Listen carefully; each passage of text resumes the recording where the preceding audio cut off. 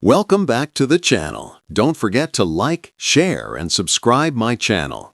Today, we will explore how to create business slide background using render clouds in Photoshop.